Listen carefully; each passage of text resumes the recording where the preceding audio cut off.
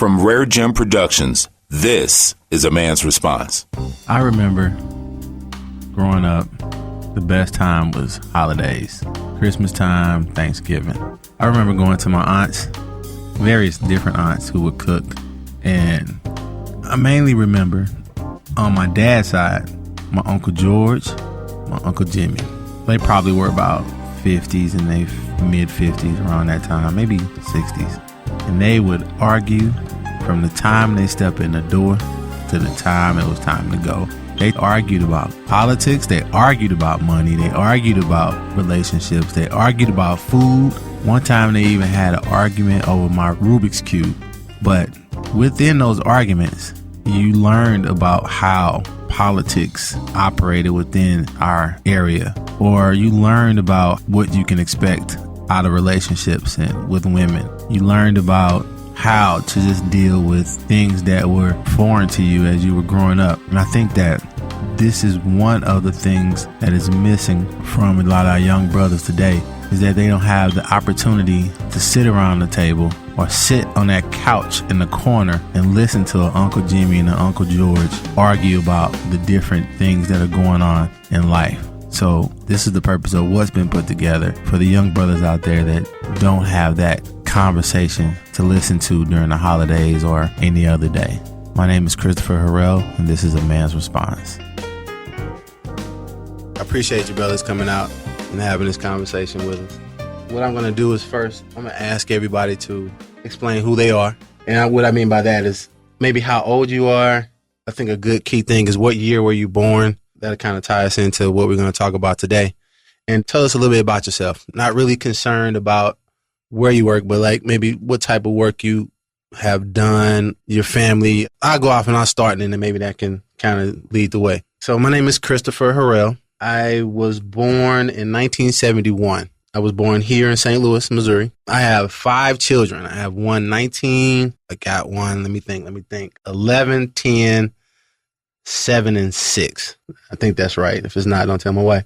And I work in the financial services arena. That's about it. I think that's some of the information I was looking to get. So I guess we'll start around here with Brother Garrison. Roland Garrison. Some folks call me Rolo.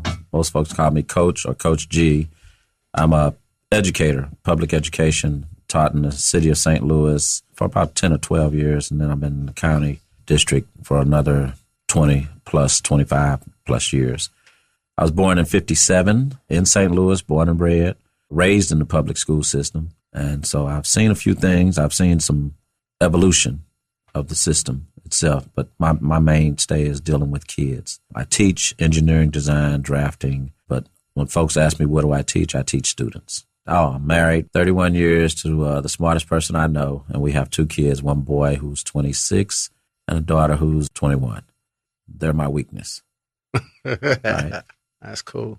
My name is Jared Arms, 24 years old, born in 1990, and I'm the CEO and founder of Kyler, which is a mobile technology company that enables people to connect and share information. Yeah, I'm single at the moment. You plan on getting married? Was that mean? Yeah, down the road. Down the road. Nice big family and everything. Oh, that's what's up. Yeah. A little bit about myself, just a young college student right now, going to school for computer science, looking to have a nice, successful business in the future and a nice family and everything. So I'm just starting off right now. Hello, my name is Etoya Dickerson. A lot of people call me Toy. I am 43 years old, born in 1971. I have 4 beautiful children ranging from the ages of 12 to 5. It's actually 12, 11, 9, and a 5-year-old. He beat me. He's better than me.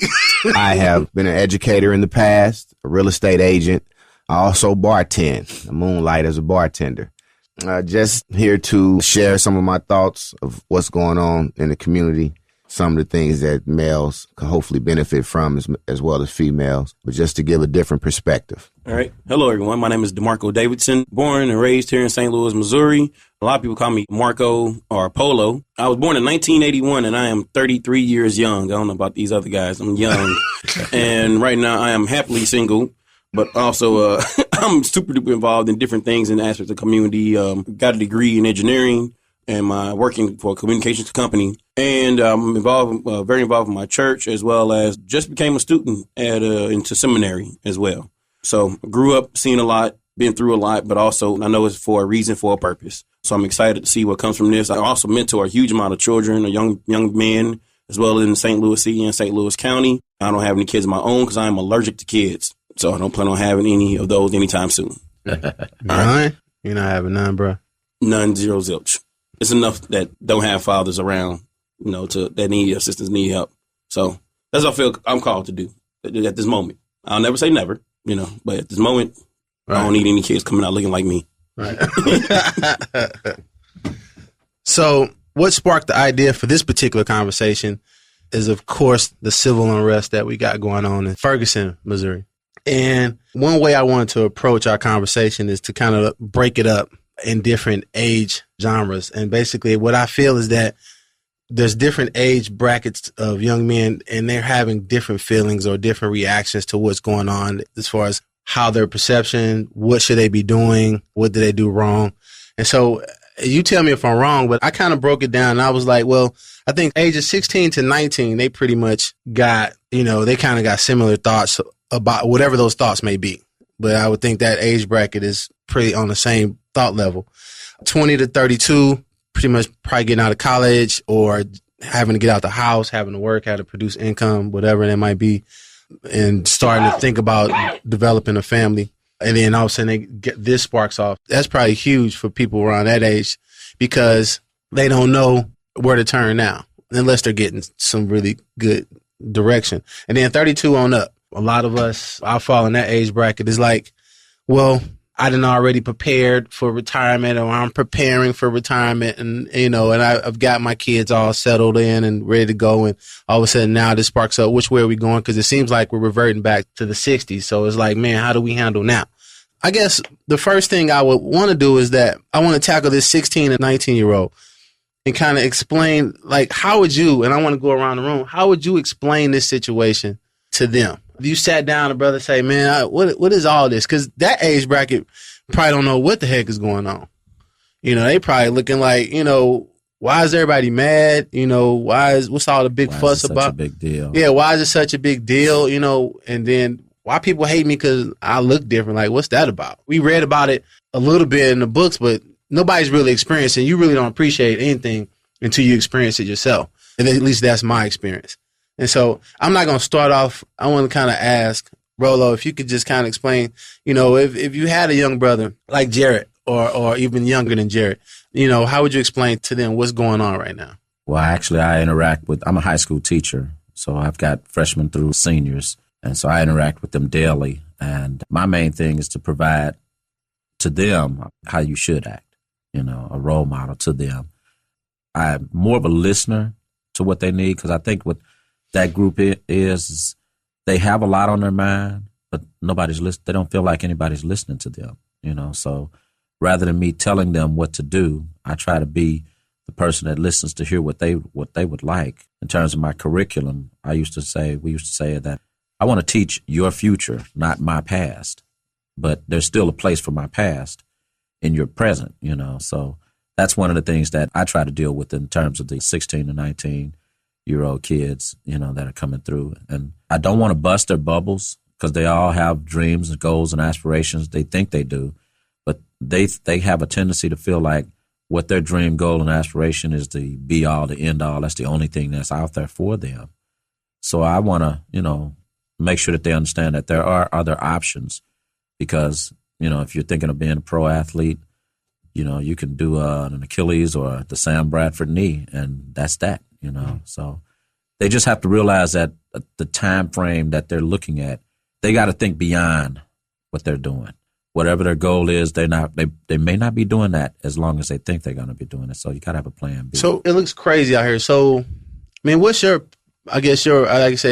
perception is basically what you'll be telling them. So if we getting videos, people getting shot, people getting, really getting treated pretty bad.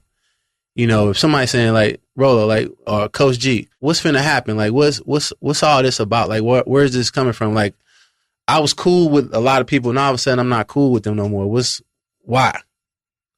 Probably because the path that these kids, the black kids, the path that they're traveling is not the path that the others are traveling. The other people that all of a sudden are not cool with it, or they're coming to those kids and asking them why. And those kids don't know why, it just is, and they're trying to come up with answers to questions that have never been proposed to them. They haven't lived it, but what they have lived, the opposition has not, so you could say it's white privilege. There's kids that grew up having to share rooms, not knowing where their next meal was coming from. And these kids that are asking those kids that had to share a bedroom or had to come up with a meal, they don't know the other side. You know what I mean? In other words, those that get up 5 minutes before school starts and they're at school compared to those that have to get up 2 hours before school starts and ride a bus. So they're asking for answers that are not easily accessible. That's for lack of a better way of putting it. Okay. All right. Well, I want to ask Toy, because I know me and you had a conversation. You said you had to sit down with your kids and kind of like explain to them what's going on. I mean, your kids are younger than the 16 and 19-year-old, but it's probably similar conversation just with a lighter touch. So how would you explain, like, what's going on? What's your perception of what's going on? And be as real as possible. To be very honest, I sat down and shared with them the condition that society places African American individuals in this country. And it's pretty much a systematic slavery, a product of slavery. The imagery that they show our young children through the media is not always best. And sometimes these youngsters internalize these images and these sounds that they hear via radio and TV, and they act them out.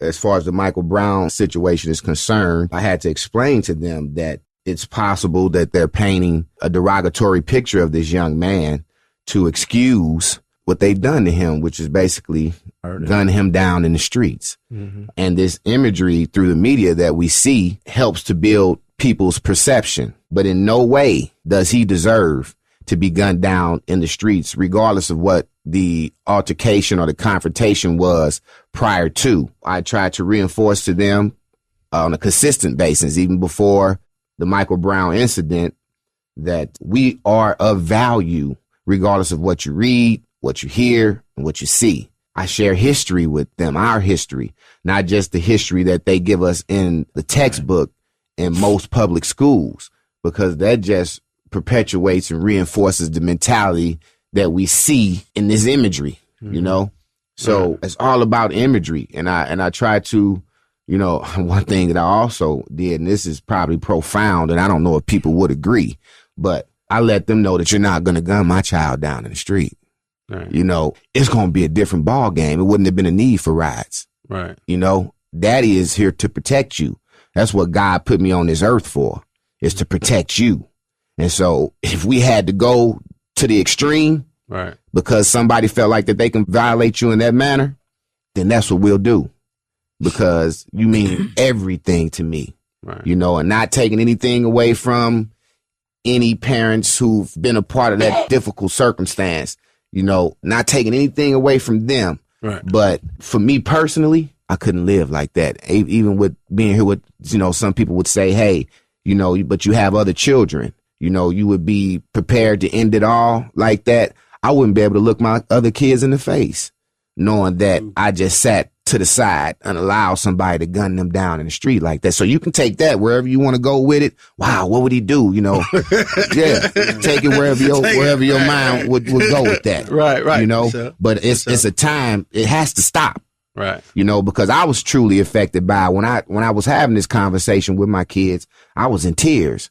Yeah. Not just regular tears, this was like, from the heart, from the heart right, tears. Right. And I was hugging them and we were praying. I just told them to keep their heads up, always, try to be respectful. If there's anything that you feel like is in violation of you, you immediately get on the phone and call your father. Mm-hmm. I reassured them of that. But you carry yourself a certain type of way. You be observant. You be respectful. All of these things, I go on and on with them. I try to reinforce with them on a consistent basis, because we are living in that type of society, where, it's almost like the sheep mentality. Even when I look on social network and I have, I don't have a problem with the ALS challenge at all. But, you know, it's a sheep mentality. Look, you know, you got so many people pouring buckets of ice and water over their head for a disease that doesn't necessarily affect African Americans. Right. And historically, it was a technique used by slave masters to break slaves and often kill slaves. Right. So, you know, I mean, that's where we are. Imagery. We don't understand where we are. We don't understand the conditions. We don't know our history. And that's why some of these tragic things are taking place in our neighborhoods and in our communities, because we don't know. And when you talk about that age group, that adolescent to teenage years, they are the most vulnerable because they don't know. You know, and oftentimes they're being raised by individuals who don't know, you know, and so it leaves them susceptible to all the crimes and punishments and wrongdoings and bad decisions that can truly affect your life in an adverse way. You know, so I just, you know, I'm constantly in teacher mode with my children. Actually, I was an educator for 20 plus years, but it was taking a toll on me to the point where I couldn't in turn come home and educate my own children. So I had to take a step back from that because I felt like my kids were, you know, the priority at this point. And not saying I'm giving up on education, because even young brothers I see on the street, I educate. But, you know, right now I have to focus on my immediate family and make sure they are okay. Plus I wasn't getting paid. You know, I need those resources to take care of my kids. But I mean, you know, I will return because that's my passion. I love to teach. I feel like our community needs more teachers, even though you may not be in the teacher's capacity or in education. We need to turn around, and when we see a young brother on the street with his pants below his butt, let him know, son, you can't be a soldier with your pants below your butt. You know, you can't flee, you can't fight, you can't, you know, stand up for yourself, and the perception that you're giving off is less than human. We have to do those things. We have to encourage young kids to do better, you know, and to want better. Till we do that, you know, it's the age-old it takes a village, you know, and we need to get back to that if we're going to save our seeds out here, and we're going to be a community that can be respected in the eyes of the world. Toy, I got to interject here that you're 100% right. Your willingness to teach your own is what's lacking in a lot of other kids that's out there. They don't have that father or that uncle or the, in my case, the Mr. Philpott across the street or the Mr. Johnson down the way, to be that village, to raise, you know, because I was raised at home, but then I was raised by my next door neighbors. And then when I got to school, I was raised by teachers who had taught my uncles and my cousins. And, you know, in this day and age, the generations that's coming through now, me seeing it firsthand, you know, I'm the only black male teacher in my building. Wow. You know, the only black man. And it's been that way for 20 years at the building that I'm at. I'm the only face that they see that's no strings attached, you know. So I try to be the father or the uncle or the cousin that they can come through those doors and look to. You know, we don't have that village that we used to have, you know, even when I came through. And I think that's what creates that sense of confusion or lostness, you know, in that group, that age group of kids that's out there, because there's nobody that they can go home to school them like you do with your kids, like I did with my kids, you know. And they sometimes I don't think, it's like I mean, my kids, the scary thing is that the kids got to figure out what to do. And so they don't have a clue. Just imagine what they come up with. Like, all right, let's keep it real. My wife, she works in the morning on the weekends. I'm supposed to be feeding the kids. I ain't doing what I'm supposed to do. I'm still in the bed asleep. But so they hungry, and now they get to the point where they feel like they can do stuff on their own. Bro, when you see what they create to eat, it's disgusting. It's disgusting. It's like, what? I mean, my son Zion, I mean, he puts together some stuff, and like I would never touch. So I mean, you got to realize you take that on a higher level. What you do on the small level is what you do on the higher level. So I would say now your young son encounters foolishness or anger or hatred in the streets, and he hasn't had any guidance or anybody to supervise that. He thinks it's okay. Just think what he might create. You know what I'm saying? What might be something that he might think might be a resolution. It might just be totally off. So Right. But So DeMarco, I want to, I wanted to look, since you mentor a lot of young brother, what would you tell him? So, I want to comment on a couple of different things. Right, cool. I find it interesting that certain words and certain vocabulary words, people have new words like civil unrest.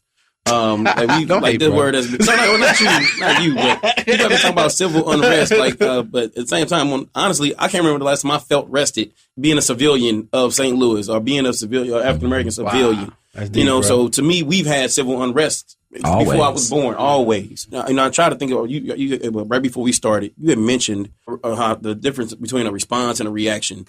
React is normally is negative. Response is normally somewhat at least more of a positive solution. But I try to remember what was my response, my reaction when I first heard that a cop shot a black teenager. And to be honest, I was like, Again. We're desensitized. And that's when I was like, wait a minute, something is wrong with this picture. The fact that, I remember being an 18-year-old. I remember being pulled over in pretty much Ferguson, Florissant, and Calverton Park, being pulled over. I was leaving a party. I was the president of this organization.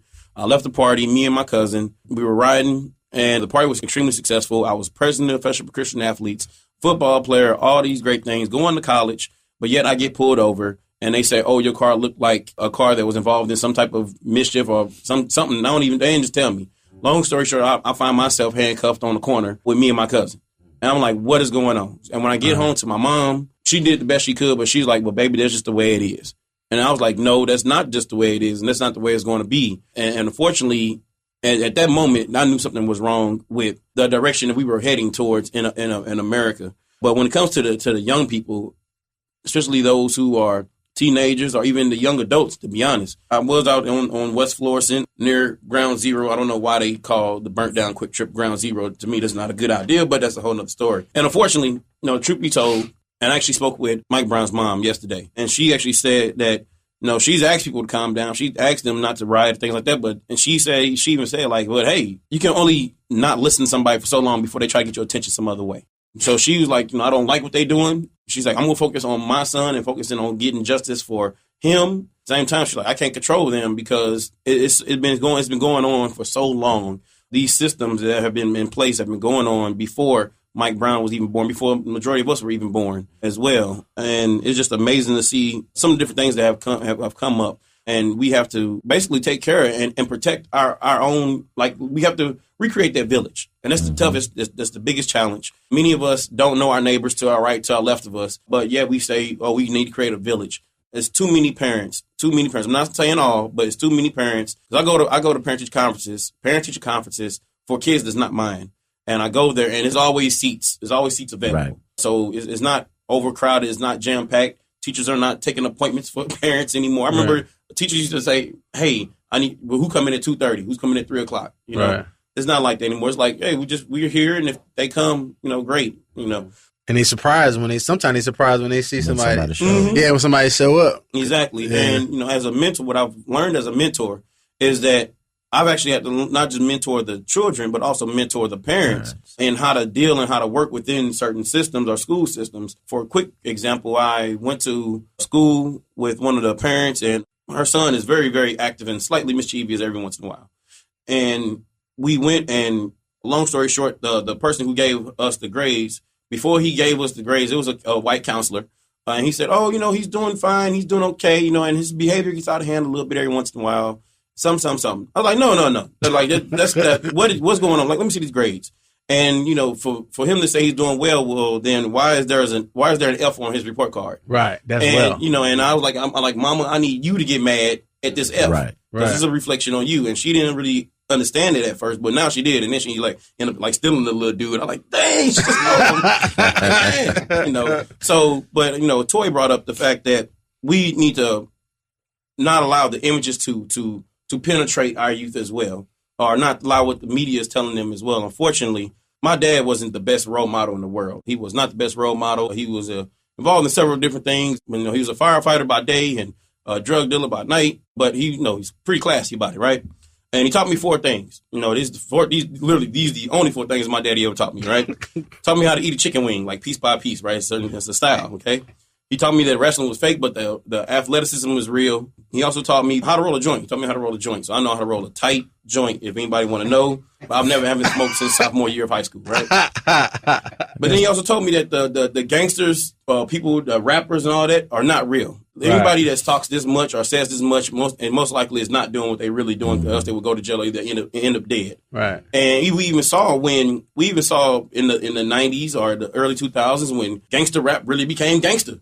And then people was like, oh, wait a minute, whoa. Right. This is getting out of hand. There's too many rappers dying. And, the fact that Jay-Z's mom had to get involved. And she's like, baby, you need to stop this right now. Like, it's like, yeah, okay, yeah, we're not gangsters. Let's quit. His mom came out and told. Well, when he had the beef with Nas, the whole, blueprint, ether, and she was like, baby, you need to stop this. This is getting out of hand. The whole East Coast, West Coast thing. So, long story short, we have to, and I appreciate being able to have these conversations like this, so we can have a better understanding of how to not allow these images to. And I'm glad you brought it up, Toy. He said images. One thing that literally God blessed me to see. It was the Friday they released the Mike Brown tape as well as Darren Wilson's name. Okay, so it was just frustrating because I was also in a meeting on Tuesday night where the Ferguson police chief as well as the St. Louis County police chief, both of them said that we can't release the cop's name until he's charged. So they released his name on Friday with no charges. Right. So once again, that means that's one of the huge issues that a lot of people are having is the lack of transparency in the police force. But then they released this tape and they released these videos and released these pictures. So I was in a restaurant having a conversation and the volume was on, but it was hard for me to hear. Right. And every once in a while I could hear the newscast person saying, Mike Brown allegedly stole, he allegedly did this, he could have did this, this might have been him in the tape. It was a bunch of if, could have been, might, maybe, But when I couldn't hear, all I saw was a big, burly black guy overpowering a little Indian clerk with the caption, police, Mike Brown steals from store. Mm-hmm.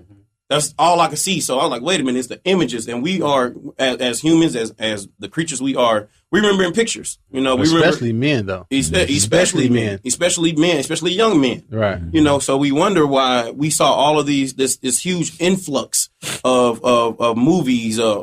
We had more movies like about gangsters and crime in the 90s, like from the New Jack City, which is almost glamorized. Sure. Colors, Scarface. Right. All these movies that glamorize, and all of them come to a tragic ending. Like everybody had a tragic ending, but it was that moment there were those people, shined or they lived. And unfortunately, we have a huge amount of young people who never really learned how to listen to a masculine voice due to whether it's a lack of fathers or whatever case may be. So they since they did not have that, they got fed and filled with whatever the world was telling them that they should be, whether it was a ball player or a rapper, or a gangster, or a drug dealer. Right. And they talk, it's all type of coverage, all type of statistics about how media shows criminals versus things like that as well. But once again, if you really want to know what the message the media is really trying to share with people, just press the mute button. And those pictures are going to show you exactly what they want you to see and what you want you to think and how it's burnt into your brain and stuff like that. So, and the kids today, from my perspective, they don't know. Mm-hmm. They really don't know. They think they know, but they don't know. And the thing is they don't know that they don't know. Right. That's probably the most important thing out of this is that they really believe that what they're doing or what they're thinking is what is. I mean, my wife, again, the smartest person I know, you hear folks talking about a sense of entitlement. Kids feel like they should have this or they should have that. But the truth of the matter is that's what they feel like they should have is all they've ever known. And it's not that they feel entitled to it. They don't feel it. They don't even know the word entitlement. They just know that this is all that I've ever known. This is my norm. This is my norm. Yeah. Right. And from that perspective, that's where they start, So we've let that norm be skewed. And a kid has to be, and there's so many different issues here, but a kid has to be able to be a kid.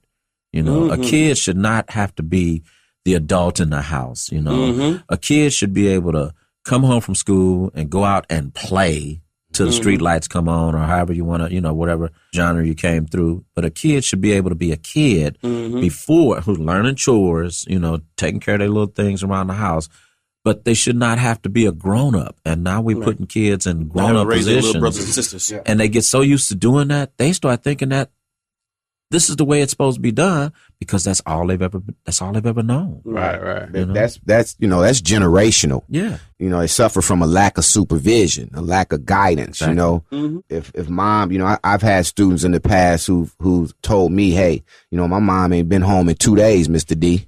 You know, and I'm like, wow, you know, you 15 years old, you know, and your mom hasn't been home in 2 days. And then I realized you have younger siblings. Right. You know what I'm saying? So that's a heavy burden. So imagine putting up with the oppression, you know, of being in poverty. You know, imagine being in the elements of poverty and also dealing with systematic racism at the same time. With no guidance, no supervision, because even though you may be stuck in an urban environment, there are still elements of racism within that environment, you know, that could possibly alter or, you know, influence your life. To the negative. To the negative. Yes, sir. Right. So, you know, imagine these kids, you know, at some point, you're going to lash out. You're going to be angry because you realize, you know, growing up, I realized, you know, and one thing I must attest to, I had a powerful mother.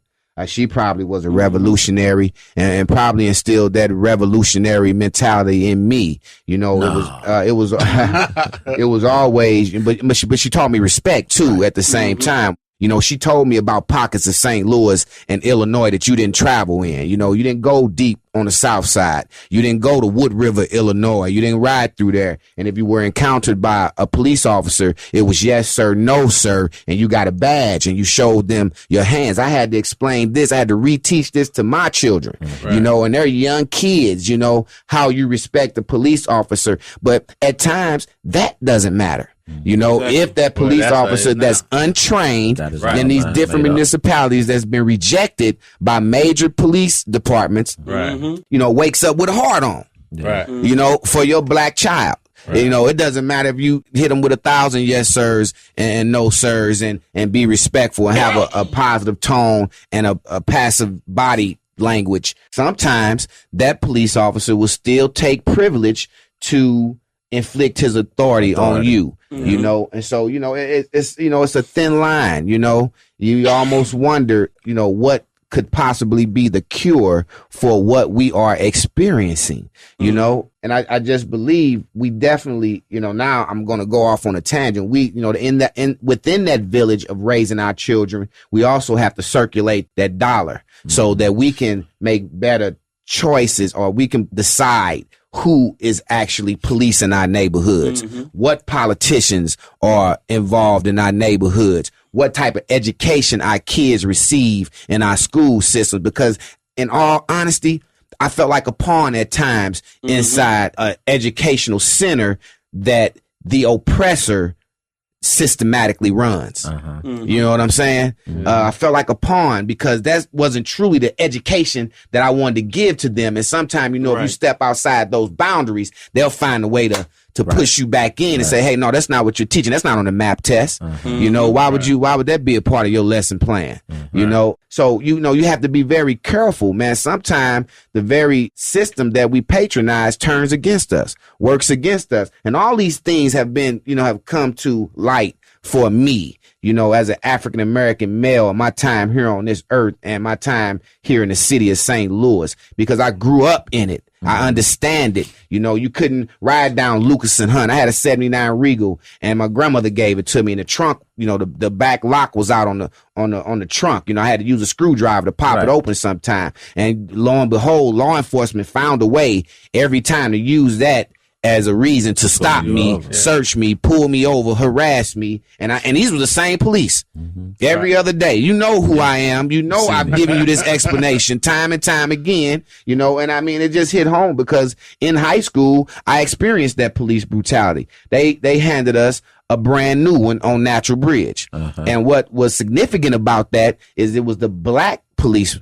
that actually initiated it. You know, he was more riled up and angry than the white policemen were. You know, and so we took liberty to come over and punch my friend in the face. Now, I must admit, my friend didn't get the same education that I received from his parents, I assume, because he jumped out the car chanting a familiar song that was on the radio all the time by NWA, F the Police. Right. Yeah. You know, and so he was upset because they were locking his cousin up who was under a false warrant. The warrant wasn't legit. It was actually another gentleman in his name, but they proceeded to lock him up. Right. And so he got upset and he jumped out the car. Oh, y'all locking my cousin up. Man, F the police. You know? And so the black cop, you know, that must Lost it. He lost it. And he came over and commenced to handing him a new one, you know. And so we all in handcuffs, you know, experiencing this, you know, the whole school lose. Yeah. You know, The whole school knew about it, man. It was a big thing at the time, you know. But it could have went all the way left. Nowadays, it probably would have went. You know what I'm crazy. saying? It could have went all the way left. You know, that's been on my mind here lately. Like how many encounters I've had with law enforcement that could have possibly been the end of me. You know, my demise. And that's the scary part. And That's I think that's the thing that resonates with this whole entire situation that every African American male can relate to. Yeah. In America, literally, that man, that could have been me, or that could have been my son, or that could have been my wife, daughter, whatnot. Like, because we've all had those incidents, and those cops are like, or those run-ins, like, really, why am I getting pulled over? Like, seriously, why am I getting pulled over? And sometimes people are riding dirty. Okay, so I mean, we're not making an excuse for cops doing their job. We still want police to police. Right. You know, at the same time, you know, I get frustrated when, and I understand when people say it. I get frustrated when people say, "Oh, if you don't know your rights, you don't have rights." I'm sorry, we're still American citizens. We still have the right for life, liberty, and the pursuit of happiness. That's still, we have those American rights unless still, everybody whether we know them lawyers, or not. Unless everybody lawyers, nobody knows everything. Exactly. Right, And then, so, and that's one thing, you know, I want to bring up about even the law. Like, this is why it's so frustrating, because you brought up so much, man. I'll be happy. That's why I have to write stuff down, so I won't get too far off. Well, but there's so much out there. Exactly. We behind enemy lines, and we in our own country. Mm-hmm. You know, I mean, there's just so many things. You can't put your finger on one, and that's to solve it all. Right. You know, you just can't. Right. There's just so much out there. Right. So I was having a similar conversation like this with some friends on Wednesday night, and one of them he said, you know, I just don't understand why, you know, people will go and tear up their own neighborhood and all this other stuff, and then, you know, us as the taxpayers, we got to pay for that. And I just had to break it down for them. Like, one, you saying they own neighborhood, they don't own anything in those neighborhoods. We don't own anything. That's right. You said, getting back to the economics, like, we got the African American dollar is not recycled at all. Like, we get our money and it's going out the neighborhood. But there's reasons for that, and we can work towards that systematically down the road, you know. But then he said, brought up tax dollars. Like, well, you know, he talking about the tax dollars, you know, helping out the businesses get back up and running and whatnot. But it's also our tax dollars that also pay the police. Those same tax dollars are still paying Darren Wilson right now, who's on paid leave. Those same tax dollars pay for his gun and the bullets. And I'm tired of, you know, our tax dollars, you know, whether it's our dollars or whatnot, but our tax dollars, you being used to basically oppress us. Like, we're paying for our own oppression. Mm-hmm. All right. Yeah. So I want Brother Jared hasn't had time to say anything, but I want to ask him a question. But I want to definitely go back to, like, the initial question, like, and I'm gonna talk about myself. So my kids they go to a predominantly white school, but it's still a diverse place. And one of the things I had to be careful of giving my kids that you want them to be revolutionary. I'm not saying I don't, but you want them to definitely be shrewd about it. And I didn't want them going to school saying, I hate everybody that don't look like me. And I don't want them to take away from that. And actually, I don't believe that. Everybody that don't look like me hates me. I don't believe that. Right. So what I tend to use I use the term as an element. And I told them point blank, I said, there's an element in society that doesn't like you.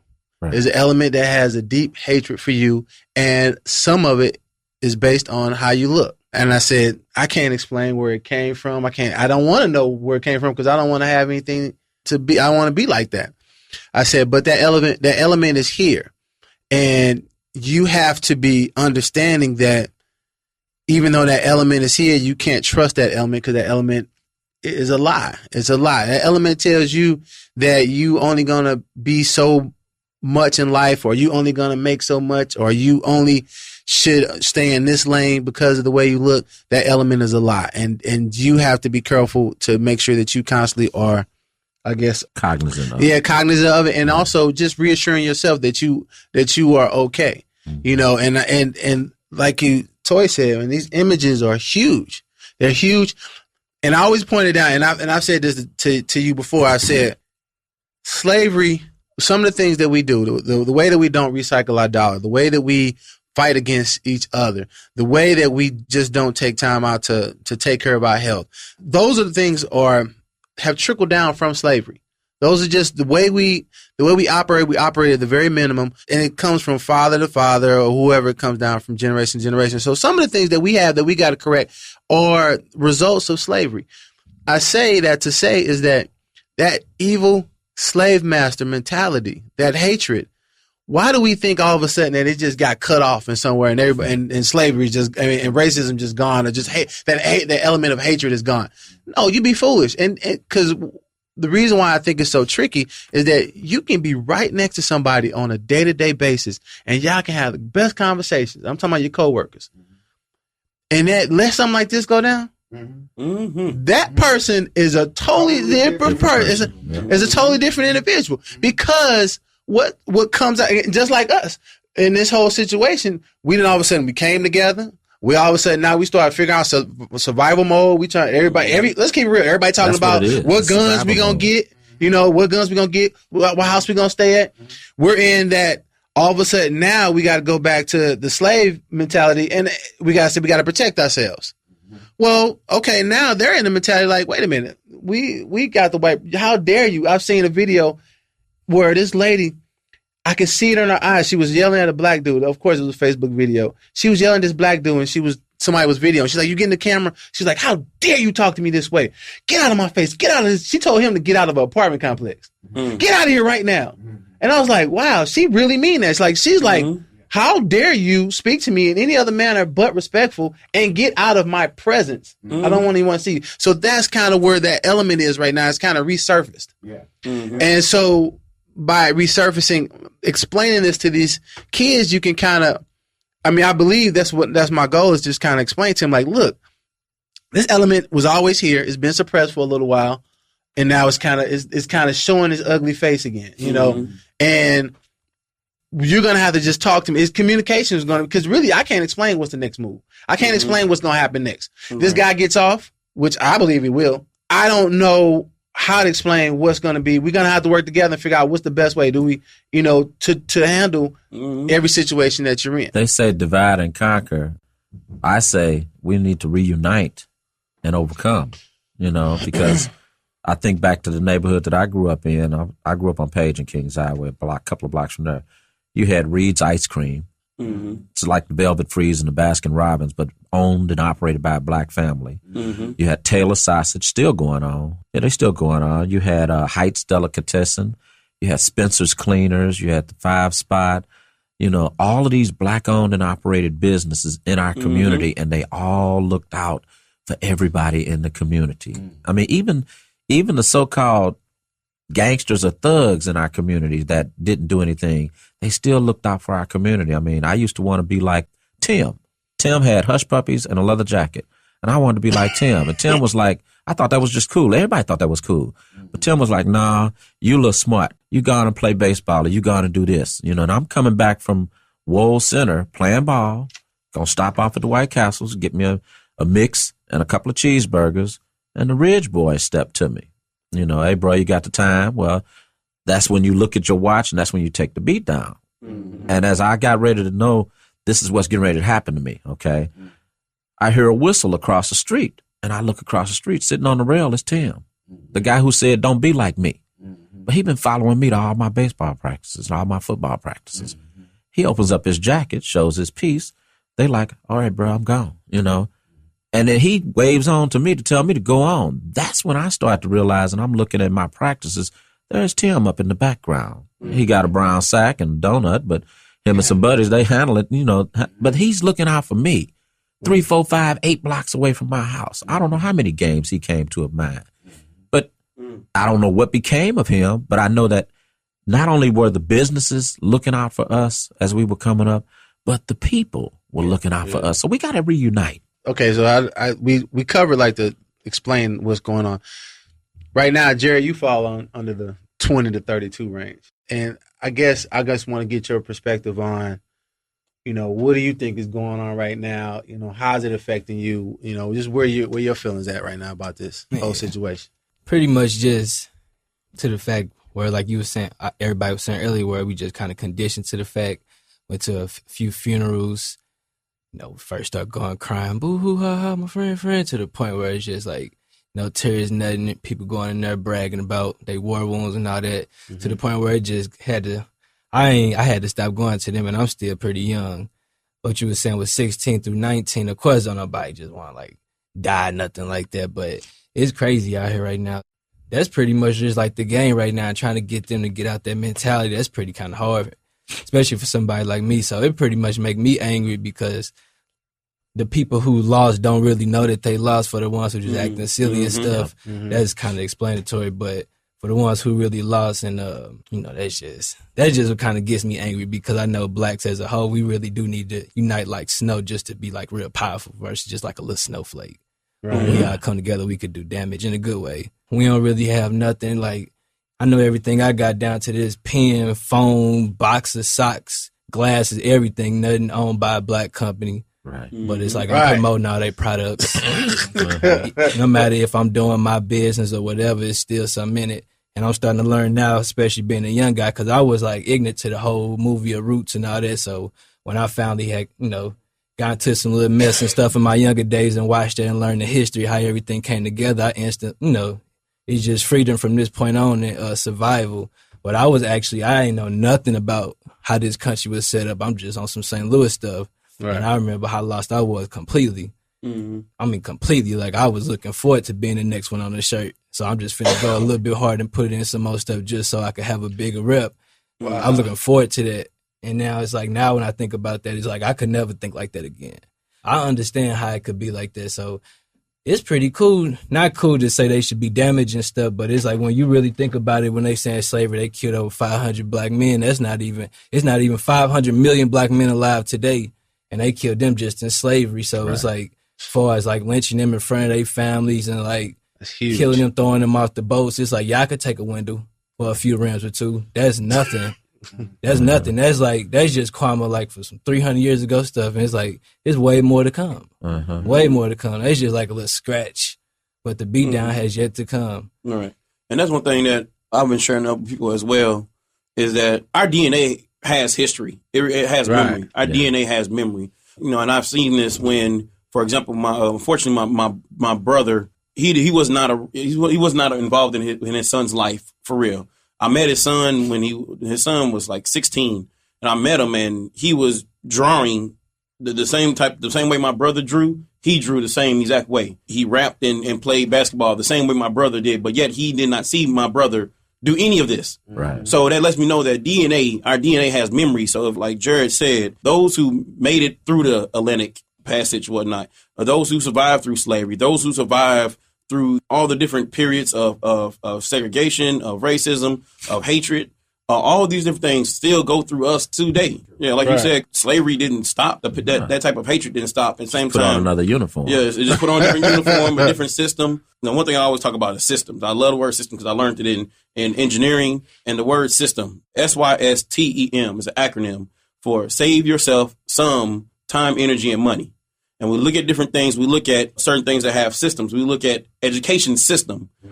Who is saving time, energy, and money for this quote unquote education system? Toy brought up the fact that he didn't like teaching. I'm saying I was the same reason. I quit teaching for the same exact reason. They was like, oh, you got to teach towards a test. And it's already scientifically proven and statistically proven that whenever you teach towards a test, the aspect of education and learning and developing oneself decreases exponentially. But yet, so we look at that. So we have an education system. But then somehow, some way, and no one has yet to, still to this day, no one has yet to show me the actual study or the test that show the correlation between 3rd, 4th grade literacy, reading ability to the quote unquote prison system, or like how many prisons they need to build. But yet everybody know this. They're like, oh, we know how many prisons we need to build based off of 3rd, 4th graders reading level. But nobody's ever showed me this. But yet somehow somebody made a correlation between an education system and the prison system. And so I'm not going to go too far because I don't want to get this building bombed. But, the thing is, prisons have become privatized as well as state ran. So we have a state test that's failing our state education system, but yet we have a prison system and the state is profiting off the prison system. Then why are we so surprised, that our young people, and if you look at the school systems, it's not catered towards boys in general, but young African American boys, we're struggling. And I'll end with this. My pastor said a great statement. He said anything public was never meant for progression. It was meant for maybe stability, maybe to get up on your feet, but not for progression. So we have a public school system. It's not meant for you to get to Yale or Harvard, but we got a public school system. Right. We have public transportation. We'll get you to we're going to get you to the right where it stops. We're going to get you from East St. Louis to maybe Kirkwood. Right. But that's going to be about it. You ain't going to we got public aid, we got public assistance, public health. It's not meant for you. It's not meant for a cure for cancer. Okay, it's meant for just like, hey, take these pills and hopefully you don't die as soon as you could possibly die. Right. So we have to get. We'll make a lot of money off you. Exactly. Exactly. So that's another thing. Yeah, man. So I'm gonna stop that, man. But yeah. That's interesting, man. The system. I like that word too, DeMarco, because it's so much a part of our being. But there's one topic that we haven't touched on, and it's so touchy. It's such a gentle, emotional tug of war, and that's religion. Mm-hmm. Right. And I don't knock any religions because I believe that all religious doctrine has, your welfare, your good behind the text. I believe all of it saying, hey, look, do good, be kind to your neighbor, love, love, I believe that, whether it's Islam, whether it's Christianity, whether it's Judaism, Buddhism, whatever it is, I believe at the end of the text is saying, hey, be a good neighbor, love. But people internalize and interpret the word, regardless of what text it come from, the way they feel or deem necessary. And when you talk about our people, it is consistently creating a divide between our people. And that is the system. Because if I am Muslim and you are Christian, it's hard for us to sit down at a table and come to some sort of terms, a level of agreement, because the dogma that exists in these religions, and, I can go back historically, Christians had to dog Islam, Islam had to dog Christianity because this was a part of your crusade. In order to convert humans over into what you believe, there had to be a sense of dogma attached to it. So, that's historical. So, now fast forward to America where you have Africans in different religions and believe different things. And you're saying, hey, we have to come together collectively. That's difficult because we believe in different things. If you notice about any culture, any ethnic group, any people that are thriving and progressing in America, they all believe the same thing. Why you think we mentioned the Jew so much, Jewish individuals, because their dollar recirculates in their community tenfold, whereas our dollar leaves our community within 6 hours, where they recirculate their dollar. So that helps to build wealth for them. It helps to create unity for them. I remember working at a country club out on Ladue Road, Ballas. Was it Ballas or Ladue? Ballas Road, a Jewish country club, Broad and Dugan. I don't know if you remember Broad and Dugan Paint. I remember sitting around listening to these gentlemen because I was serving them coffee and, serving them breakfast and lunch. And I would, kind of be ear hustling. And whenever a Jewish man, would buy up some properties or he needed some paint, it was without a doubt he was going to get his paint from Broad. Broad was the really sole owner. There really was no Dugan. It was made up. That's how I learned that too. But he would get his paint from Broad. And whenever paint was needed, they got it from Broad. And it was similar throughout that discussion sitting at that table. If a Jewish man had a particular resource, you wouldn't dare step outside of that circle to patronize someone else. Even if it was cheaper. Even if it was cheaper. Even if it was cheaper. You would not do that. Right. So these are the things I picked up on, and I looked out the window to see, and I mean, this is just material, but Broad had a Rolls Royce. He had a nice home. All of them did. When the bar mitzvahs came around, that these kids had brand new Hondas, brand new BMWs. If I can recollect, it cost $25,000 a year just to belong to this club. and I'm thinking, man, I don't think my mama makes $25,000 a year. Right. You know what I'm saying? But this is all systematic. We have to find a way to break these barriers amongst ourselves. And it has to even start through religion. We have to learn tolerance. If that's what you believe, that is beautiful. Just be my brother. And I will be tolerable to you believing in what you believe, and I believe in what I believe, but we still can sit down at the table and love and share and connect and build. Those things, is what's missing from our communities. We have to find a way to be one culture again. Until we do that, then we're going to stay divided, amongst ourselves, because we're divided. They had this show, the show BAPS, they were going on about how they were the privileged and they were looking down on other brothers because they may have had some difficult times in life. It made me sick. A side of me wanted the show to succeed because I want to see black people succeed, but a side of me was like, what is this mess? Destroying who's a black African princess Didn't even watch from the city of St. Louis? You know what I'm saying? Right.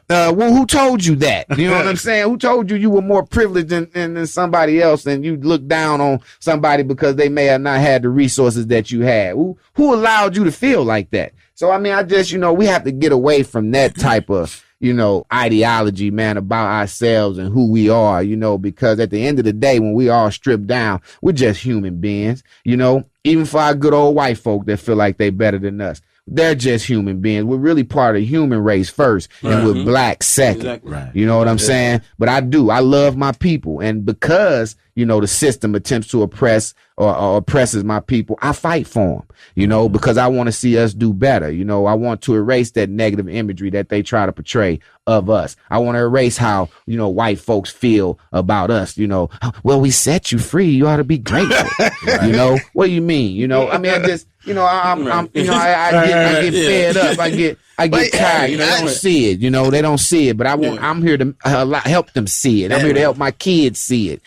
So then that's the only way we're going to change is when we confront it face to face. Instead of trying to walk around it or go around it or go under it. We have to go through it face to face. We have to sit down and have these discussions. I want to comment on one thing. Exactly what you said is as far as that. I'm speaking on economics. Number that you say something, Jared. I'm sorry. That economic thing is huge, and I think sometimes people are scared or like they don't want to say exactly what may be something as radical as what I'm about to say. But I'm not even confident that this whole situation is based on racism. No, it's not. It's not, and so because let me tell you something. If this happened, say you had a bunch of kids that was acting a fool in Ladue, and Ladue kids were acting crazy, and all of a sudden it was time for law enforcement to step in. You best believe that the influences, the powerful influence, and that key word is power, powerful influence that are in Ladue or Chesterfield or in those affluent areas, wherever the affluent area may be, are not going to allow those type of tanks or aggressive behavior or things like that. They're not going to allow that to come into it. And that it's not going to happen while marching. There's going to be phone calls. That's where that power comes in at. That power, that father that's built that whatever dynasty is going to call and say, I know what you want to do, but you're not going to do that in my neighborhood. You're not going to do that to my kid. You're not going to put my children and family in jeopardy. So let's cut that action out and let's find another plan. Go to your next plan. Yeah, let's go to the next plan. That's not going to happen. Unfortunately, we don't have that type of power. We don't have any bargaining power. Right. We don't have, there's nobody that, there's maybe, I don't know, but from my understanding, there's nobody that could have called Ferguson Police Department and said, I understand there's a problem. Let's figure out a better way than what you're doing to solve that problem. Because we don't have that bargaining power, then people are left that might be influenced by the element to make their own decisions on how they're going to rectify the problem. And then, as we can see, we get what we get. We get what we get. Right. And so that power is huge, and I think we're scared because we don't want to be power hungry. It's not necessarily we're not power hungry. We are where we are. We're in America. What drives America is money and power. So you want something to occur, or you want a certain result to happen. Those elements have to be a part of It has to be a part of what your plot is. Mm-hmm. If you don't have it, that's not. It's just where we at. Unless you're going to create another country for yourself, which I'm sure a lot of people are, have had that thought process. You're going to have not necessarily, I don't want to say failure, but you're going to have a really tough time achieving that goal. Right. Let me interject something real fast before Jared goes. I need to interject this on power because power is connected to racism. I hear people all the time, try to connect racism to a black person. Oh, he's racist, but the person is black.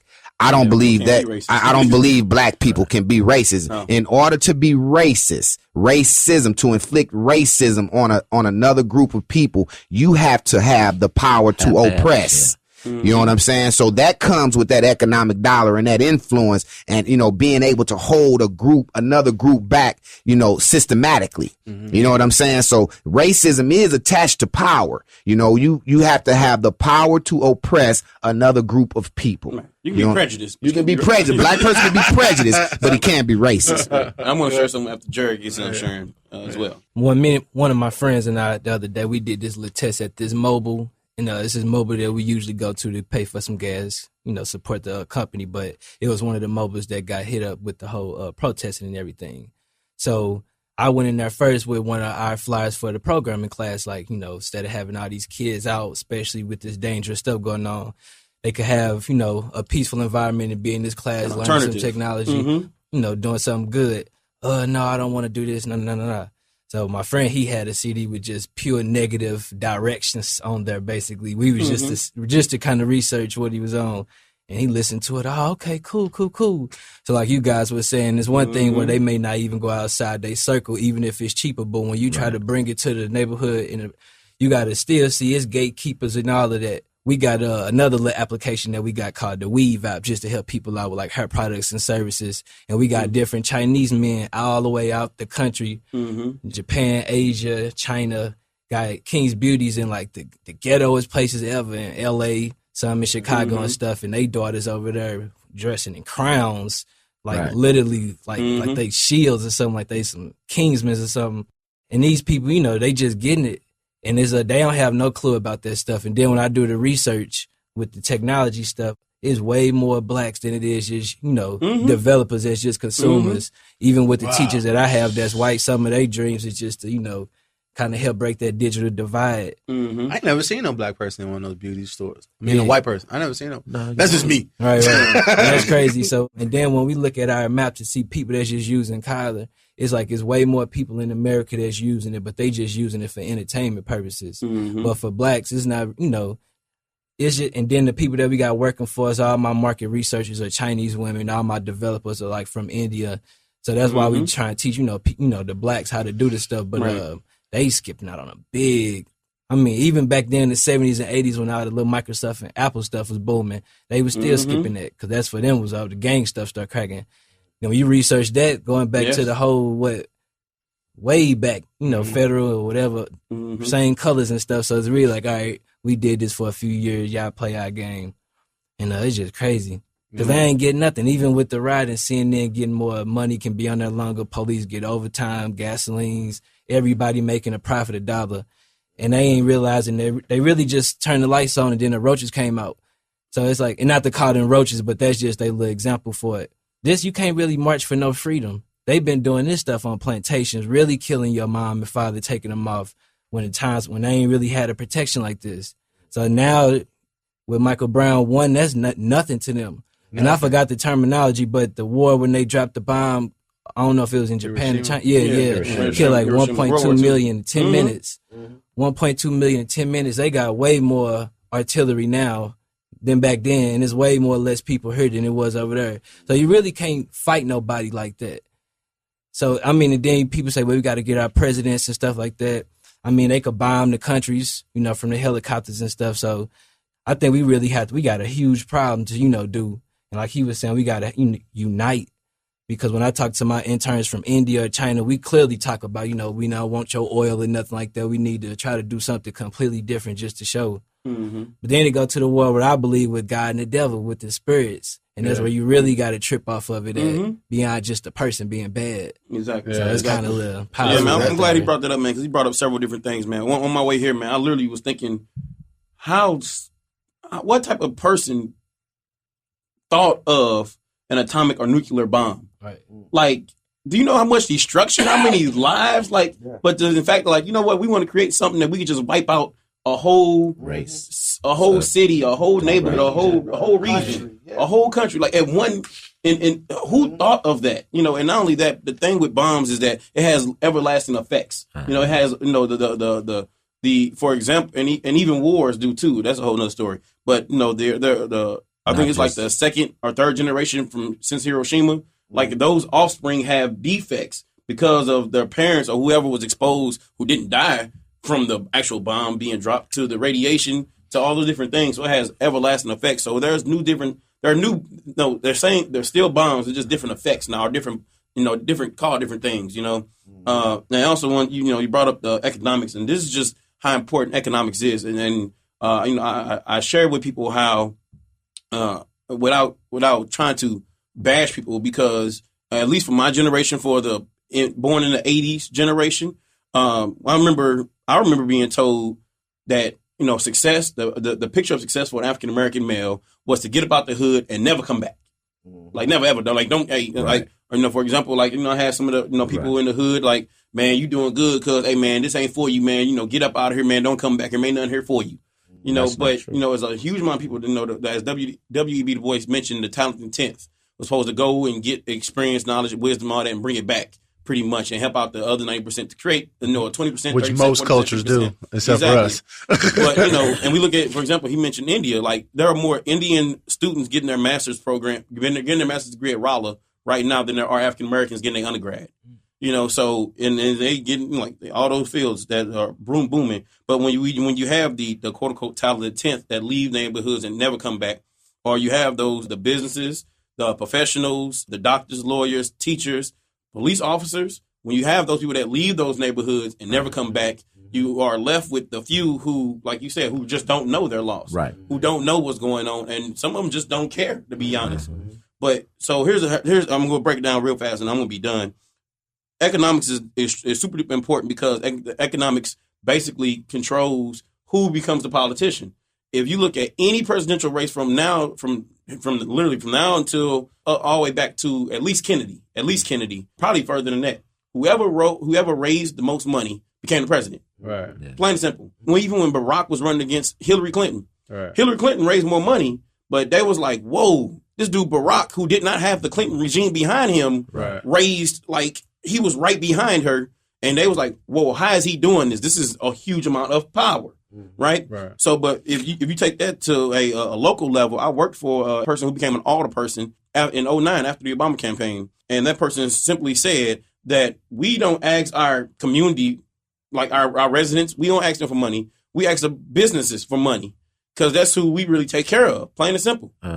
And, you know, it wasn't, and this is here in St. Louis. So that particular politician received money and donations from like business owners from like $500 to $1,000 here and there, $500,000, and then the person even told me that we don't get nothing from the community because then they expect something and they only give me $5. Right. They expected something, but only $5 worth and whatnot. But when you control who the politicians are, and they control basically the laws. They make the laws, create the laws, veto laws, or take away laws. They create the laws in the legal system. Right. So and also the police force.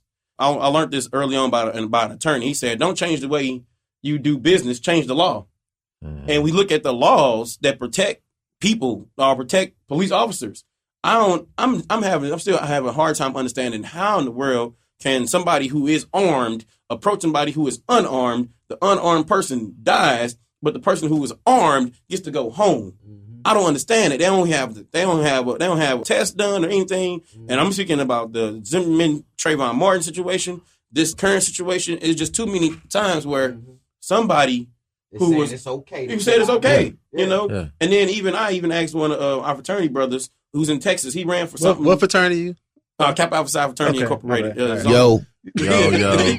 So I only know of one. No, there's only one fraternity. It's all love. One it's all real love. fraternity. Yeah, it's all love. I asked a fraternity brother who ran for something in Texas. He ran for judge or something like that. Something where you got to be elected. And I asked him, like, man, what's going on? Like, what's the possibility of the situation looking like he may not, the police officer may get off? And he said, well, simply put, there's a law. Something happened with a case went to the Supreme Court in 1985. I was 4, 1985. Jared wasn't even born yet. 1985, where the Supreme Court basically said it's okay for a police officer to shoot somebody who they feel is a threat. Right. Okay, whether he's a threat to the police officer, or a threat to society or the community, and even if they are fleeing. So it's a law that says he had the right to do that. And I know I said I would be done. I don't know. I'll be lying sometimes. I remember a cartoon. I love cartoons, man, because they used to tell us stories and we didn't even know it. I remember seeing a cartoon where Elmer Fudd and Bugs Bunny, they were like running and chasing each other, and they both went off on a cliff. And Elmer Fudd asked Bugs Bunny, like, why aren't you falling? Like, why aren't you falling? And Bugs Bunny was like, I don't know the laws of physics. And Elmer Fudd fell. In a reverse of that, going back to the younger generation who don't know the laws, nor do they care. Yeah. And they're not falling for the same stuff that some people, that other previous generations might have failed for. About the laws. And they like, we don't care about the laws. We about to tear some stuff up. And because of that, that's what makes the situation so much more dangerous. Because, you have a huge amount of group of young people who don't know how to follow. They don't have a leader, but yet they're still followers. So that's why we have to, make sure we have to reach out, connect, create those relationships, get involved in the schools, get involved in communities, get involved in whichever shape, form, or fashion, and even starting with our own personal families as well, sitting down with our young men and our young ladies, and even with our cousins. I always look at the mirror, the man in the mirror, and I remember one time where there were some young people in my family, and one of them they just went all out. They just got tattoos on their face, on their neck, and stuff. And I was like, I can't work with him. I just can't do it. I'm good. I wipe my hands of them. Yeah. But what was that really helpful? No. And I was like, man, I got to check myself. So now I've been working on, meeting with getting back with him, and the other young people in my family, and saying, hey, man, well, listen, let's sit down, let's talk, let's discuss. And I'm one of the few men in my family that's still alive, and I'm one of the few who has never been to jail. Not to say that I'm any better, it's just that I just haven't gotten caught on doing certain things. So yeah, man. Well, let me ask. I want to interject something real quick historically, because the savagery that's attached to these youngsters out here who were basically, revolutionaries in this whole incident. When you take to Facebook and you may have some white friends on your list who, are going on, why would they tear up their own neighborhoods? Just, they were really going in. Right. I had to remind them that just 97 years ago in East St. Louis in 1917, when black migrants from the South were traveling north and were seeking to find residence here in, North America, further north, there was a strike in East St. Louis with the union. Mm-hmm. And it was predominantly white, in the steel factories and the aluminum factories right across the bridge. It was one of the major riots that took place in American history. White folks tore that town up because black migrants from the South entered East St. Louis and occupied those jobs, took those jobs. Economics. And a human thing. Yes, yeah. But, they try to attach that savagery to our people when a young black boy was gunned down in the street unarmed. To me, it's justified in being angry and wanting to tear something up. Right. But we're talking about jobs over in East St. Louis. The fact that your job was taken, you took lives, you killed individuals, and you tore the city of East St. Louis up, which was your community at the time. Right. So what about that history? Right. You know what I'm saying? What about that? Apply that to now. Parallel those two incidents, right. And weigh what's more significant or not. You lost a job, and this young man lost his life along with many young black men that have lost their lives in incidents like that. Or their freedom. But you're trying to label those youngsters, those revolutionaries, savages. Right. And they're stupid, and they're tearing up their communities. It went on for days on Facebook, man. Yeah. I just sat back like, wow. You gotta turn it off. I watch that kind of stuff, and I say, people only see what they see. Right. And until they start to see what others are seeing, there's not going to be any growth. There's not going to be any improvement. There's not going to be any progress. And I'm not saying that it's all about progress. There's going to be some failures, You hear all the time people have to think outside the box. Well, I look at what you say about the laws. That's that box. Mm-hmm. And everybody's trying to think of things to do within the laws, and they're locking themselves in, with the laws. And I tell people, don't think outside the box. Take that box away. And then relax your creativity. You got to grow beyond it, So, Roland, let me ask you a question. Since you're a seasoned brother. If you want to say it. Let me ask. So, right now, one of the purposes of us having this conversation is basically what should be a male's response to our environment right now. I want you to answer it in twofold. What should we be doing right now? And I'm speaking to men. And then also, are men, the older men, scared of the young brothers? I think for the first part, I think that a lot of older men, we're stuck on what we came through as opposed to what we, like what I said earlier, I have to teach your future, not my past. We're stuck on what we came through, and we keep trying to relate to what we came through. And I'm not saying that we should not be sharing that with them, but we have to meet the generations that's having these problems, that we see as having problems. We have to meet them where they are instead of trying to bring them to where we are. If we can get down with them, I mean, I lived down in the projects and was teaching, in the city schools, and my kids knew that I lived down there with them. They knew that I shopped with them, difference. And so when I went and talked to them, I'm talking to them, that's coach. No. I mean, when they were breaking into garages and stealing and carrying out, they didn't bother me. And they bothered the folks next door to me because the folks next door to me didn't look like me, even though we lived down in the projects. We lived in Columbus Square. But, it was like a white oasis next to the Cochrane, So I met them where they were. And once and even with the programs that I've worked with since then, when I found that I had the most success with kids when I get with them. People say, you should be a principal. You should be an administrator. No. Every time a kid goes into a principal's office, the first thing come to their mind is, what did I do this time? What am I in trouble for this time? And it shouldn't be that way. But I found that I've affected more kids right there on the concrete, being right there with them, as opposed to somebody that they're, ducking and dodging, because they think that I'm the prison keeper, the gatekeeper, the authoritative figure.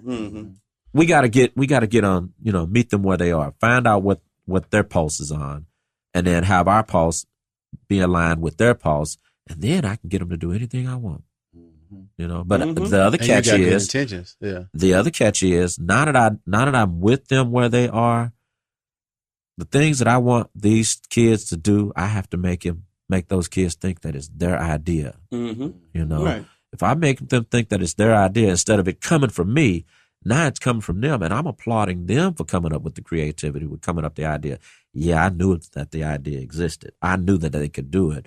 But instead of me telling them what to do as a shop teacher, I can get more kids to make and finish whatever they want to start if I let them choose what they want to do, as opposed to me telling them, well, you got to make this bottle. Well, I didn't want to make that bottle. I wanted to make this box, So when I make them think that it's their idea, and I am making them think that, I'm guiding them through guidance and insinuation. Once they'll submerge themselves in it fully. And then I have to, that's a great idea. That's a great idea, You ought to take that a little farther. Let's see what else you can do with that. It's different than me telling them, okay, now do this, now do this, now do this, now do this. You can get out of people whatever you want to get out of people if you use the right type of approach. Right. So Jared, so you tell me what, in the wake of all this and what we're going through, what would be your suggestion? You have some brothers here that were just like seriously pissed off. They mad at white folks, then they mad at cops. And, what would you tell them? Like, how would they, tomorrow, how can they wake up? What should they do to kind of make their situation better? Yeah.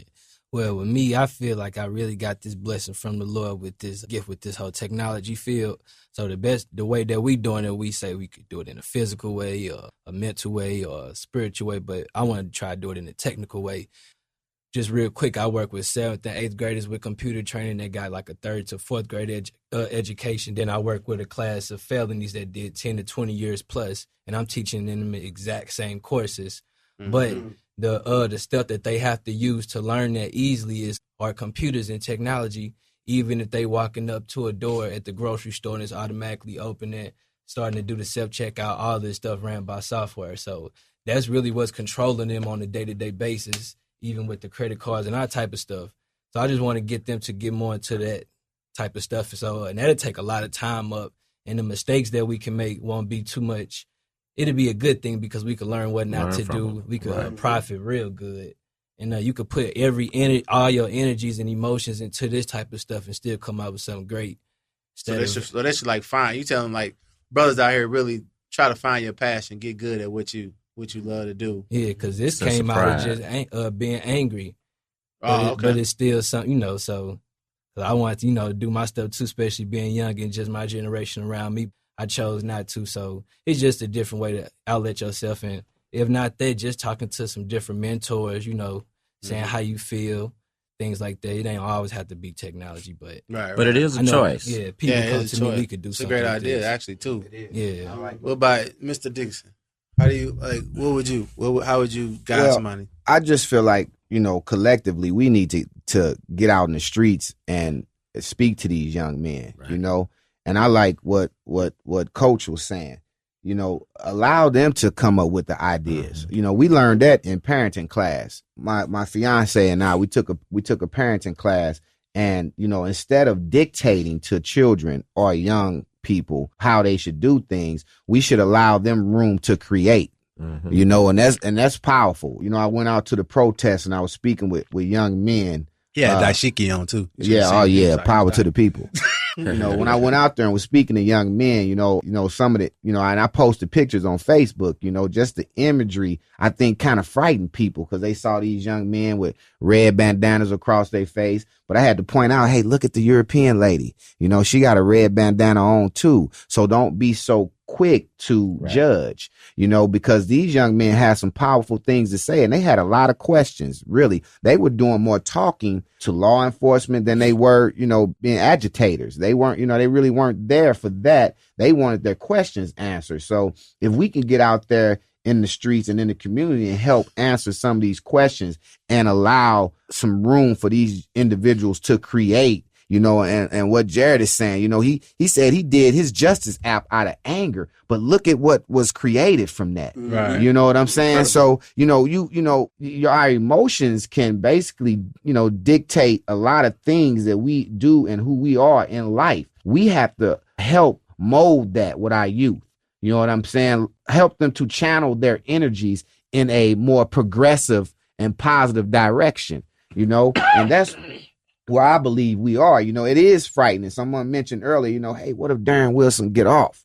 That's kind of scary, when you think about it, because it could send our country into turmoil, chaos, anarchy, and I spoke of the young men being revolutionaries only because this situation was magnified through their actions. Mm-hmm. You know what I'm saying? This would have possibly been swept under the rug had these youngsters not got out in the streets and start tearing stuff up. It caught the eye of the world. You know what I'm saying? Whereas if not, Michael Brown could have possibly just been another casualty. And, and I hear Mike Brown, please stop. Let's give Michael Brown a day and let's not do this. And no disrespect to them, but you can't dictate that because this is bigger than Michael Brown now. It is. You know what I'm saying? Right. So, and I understand their pain and I definitely feel for them, and my heart and my prayers go out for, a speedy healing, but this is bigger than Michael Brown now. Right. This is, so we have to take that into consideration. And the world is sitting by watching to see what our justice system is going to, come to conclusion on. So, just watching, and so, I mean, we in the most fragile times probably in U.S. history in a very long time. Yeah. You know what I'm saying? If not the most fragile. So, we're waiting and we're watching, and I just pray so that my kids have an opportunity to grow up, in a stable environment and, enjoy the benefits of life. I just pray that they make the right decision. But I really believe if they don't, I'm going to leave it there. Right. If they don't. Right. You got to do. So same question, right? What should we do, right? I would suggest that all black men get their passports and their family passports and move to Canada. But unfortunately, that's not always like quickly, like tomorrow. I know Marcus Garvey wanted to go back to Africa. I'm going to Canada. Anyway, but seriously though, all the gentlemen touched on very excellent points, and I agree with them as well. Most people are pushed by pain. Right now, there's a huge amount of pain. And not only that, hurt people hurt others. So with that being said, we got to figure out a way to heal ourselves. And at the same time, it's really hard to continue to heal ourselves or get healing when we constantly have this wound of all these issues all over the years continue to be ripped open all brand new. And I think that's what the surprising factor was for the whole Ferguson. For people, I don't know about you all. I don't know any real thugs that came out of Ferguson. And not only that, the only death that has really occurred in Ferguson is actually Mike Brown this whole entire year.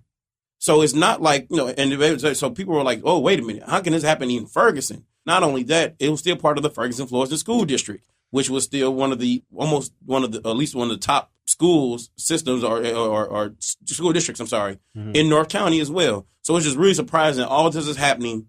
So we have to teach our young men, our young people, how to evaluate and be in touch with their emotions. I learned that we have IQ, an intelligence quotient. We also have an emotion quotient, an EQ. Some of the young people that are out there or that are so frustrated or so angry, they go from zero to 60 in seconds. Right. They don't have so when somebody shared this with me about the whole Mike Brown situation, I'm like, man, again, or something like that. That's why I initially reacted. But now I was like, man, I'm sad about it. I'm pissed off about it. I'm frustrated about it. So let me go talk to somebody. Right. That was my first. Let me go talk to somebody to figure out what's else going on, and then how can I help? How can I be of assistance? And also pray and meditate on it too. Right. So I literally went to God, then counselors, then mentors, and then to the streets before I took action. While some people just went straight to the streets to take action. Right. So not that. And here's the thing. Also, to me, the only wrong action or reaction or response is no action. No action. That's the only thing that's wrong. I literally have people say, "Oh, I'm march, go march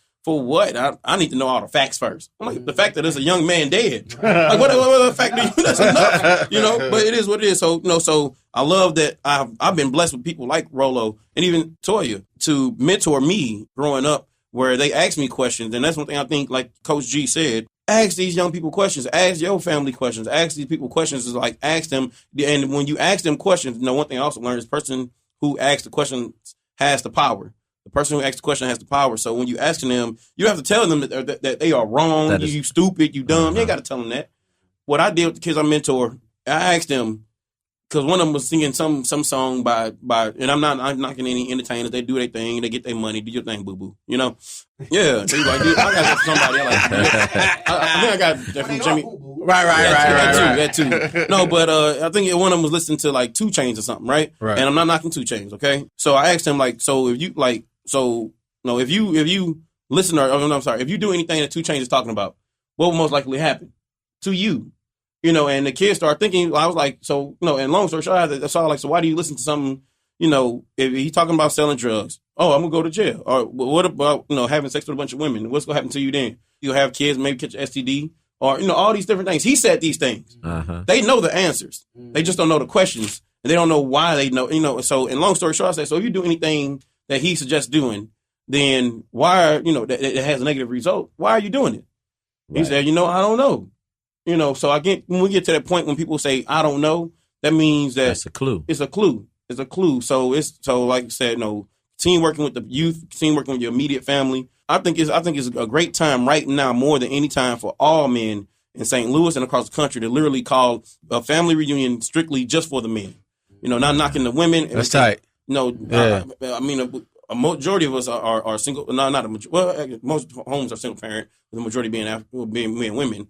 But right now is a great time to have a just straight family reunion just for the men. I don't know if there's a support group to help them or do that or whatnot, I'm doing it. I'm gonna start. I'm gonna create something, a forum to where men can go and ask these questions or create this dialogue. Because there's another thing. Like we don't even talk to some of our families. You know, we right. Talk, seriously. I got uncles I don't talk to. So we need to do that. So that's when. So that's the first step to get like Etoya said when he first came, get our personal house in order. Right. And then literally create a game plan on what are we going to do on the day that if this guy does get charged and he doesn't get charged, because there's going to be a huge response from all parties involved on all things aspect as well. And I pray for the city and the country, because I'm not going to go into this, but like this has all of the makings of a racial civil war. That's all of the makings of it. So I'm going to leave it at that. But I'm praying deeply. But at the same time, I'm some people are defriending the people that are pissing them off on Facebook.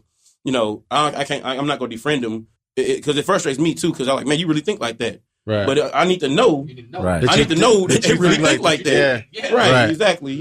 So with all that being said, no army has ever won a war without a plan. It's time for us to start planning. Right. What we've seen with Mike Brown is a situation that has been that one straw that breaks the camel's back, so to speak. Mm-hmm. I mean, when folks were asking me what we going to do, what are the Kappas going to do, what are you going to do, the first thing came to my mind was, what did we do when we heard about the guy that got killed after the U City picnic reunion? What are we going to do? What did we do after we heard about the other guy getting killed at the Sodan reunion after that out in St. Charles? What did we do when the grandmother who was walking across the street taking her grandkids home got shot and killed? We've become so desensitized to all of this stuff that, like you said, it's just another thing that's happened. And now this happened and we snapped. And everybody's upset because we snapped. Well, no, we shouldn't be upset because we snapped. We should have snapped a long time ago. Right. And I didn't do it for the reason that everybody thinks that I did. I did this little ice bucket challenge because it was hot and humid, and I didn't mind getting doused with. As a coach, that happens to you sometimes. But as I was doing it, I was thinking, this doesn't affect me. This doesn't affect black men. But there's a whole lot out there that do affect black men.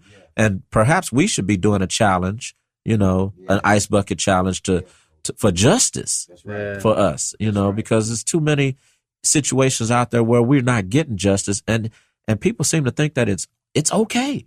Right. But it ain't, so I don't know what to call it, and I don't know where it should stop. I don't know that it should stop, but we got to do something, some type of a challenge that calls all of us to order, that calls all of us together as men and as women, to start to fight this, as opposed to, as we said before, we've overcome so much, but we've forgotten how to continue to fight for what is still yet to be gained. We should try to start changing the laws. Yeah. Pretty much we'll be adding this update overnight, this little vote section. And we're just going to be starting off because a lot of people that we talking to that's, I guess, in the hoods or in the ghettos, they just don't understand the literacy or the terms behind all these different amendments or new laws. Uh-huh. So we just going to start providing them examples, kind of like test votes. Who would you want to do this for you? A guy that could provide this or a guy provide that. That's right. And then how he was just saying they pretty much know the answers, but they don't know when they need to ask the question. Right. So we going to have it where they could get instant alerts no matter if they getting some shoes or at the movies, because they say, boom,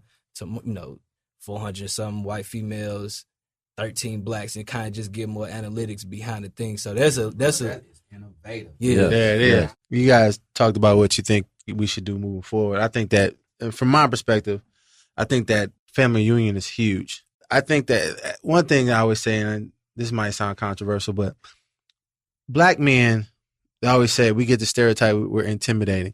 You know what? I've had plenty of black people say, man, you look scary when you're mad. Sometimes we do. And I think that sometimes we put that type of image out there, or either we carry that face, that frown as a protective. Yeah. So we're protecting ourselves. We don't want you to think you can just roll over us. We don't want you to think you can just come say anything. And I think that's intentional. I mean, I've done it before. I've changed my walk in certain environments, you know what I'm saying, or the way I look. And I think that older black men or men with wisdom, or even men like yourself, young men, need to be able to look past that and be able to speak, question, or ask young men that look like you questions that you may have, or tell them, or do you have any questions for me? There should be a line of communication between us and those young brothers out there that you normally wouldn't talk to, that you normally wouldn't say anything. The young brother got the pants half down, got the wife beater on, look like he just smoked some weed. You still should be able to say something to him, or he should be able to come to you and ask you questions. And I think that as we're moving forward, I think one important thing as men, we should be able to move forward, and we should be able to open that line of communication up with these young brothers, because they don't have a clue. They've been spending the last few years of their life raising themselves. Yep. And even when their mother might be providing, they're still at home predominantly most of the time by themselves. And so they've used the streets or that cousin or that older brother who don't know what the heck as a source of information, which also may be skewed. And so that's the one thing that I would put on, because I had this envision and I failed to even tell anybody about it. We had that going on in Ferguson. How powerful would have been hundreds of black men, fathers, going down there, right? Just being down there, just letting them know, what I'm saying, we down here, we got your back. We are, if we understand, you need, what you need. Because we not finna just let nobody just kill all y'all off, which I need. I mean, that's what I would do. Just think, if your kids went down there, you would go down there. So if we did that, if we just showed up and just been a part and moving forward, if we are a part of this situation where we see our young boys in a situation that we know they may not be able to handle to the best of their ability, our faith should be there to provide some sort of guidance. Right. And so that's kind of what my thought process, and it's a general thought, but I think it's huge if we just really start opening them lines of communication with these young brothers, and I'm definitely going to try that myself. So I guess we've had a great conversation, man. I really appreciate y'all. Thank you waking up. Yeah, right. I appreciate you. Thank you, man, for inviting. I appreciate y'all, and thanks, Jared, for everything that you provided, man. Thanks for having your insight and your app. I do appreciate it. And then, Jared provides hope. Yeah, when I look at him, I see man. hope. Me too, man. Right. So you hear about all of the negative stuff, but you never hear about the positive. Right. Right, man. So thank y'all Keep again, doing man. what you're I appreciate it. We as men face many difficult challenges, especially as black men. This is A Man's Response. For previous episodes and information about our guests, check out the Man's Response channel on the Lifestyle Network of OneRareGem.com. That's OneRaregem.com. If you'd like to be a guest on our show, have ideas or questions for the men's panel, please email them to info@OneRareGem.com. A Man's Response is another positive production of Rare Gem Productions. Thanks for listening.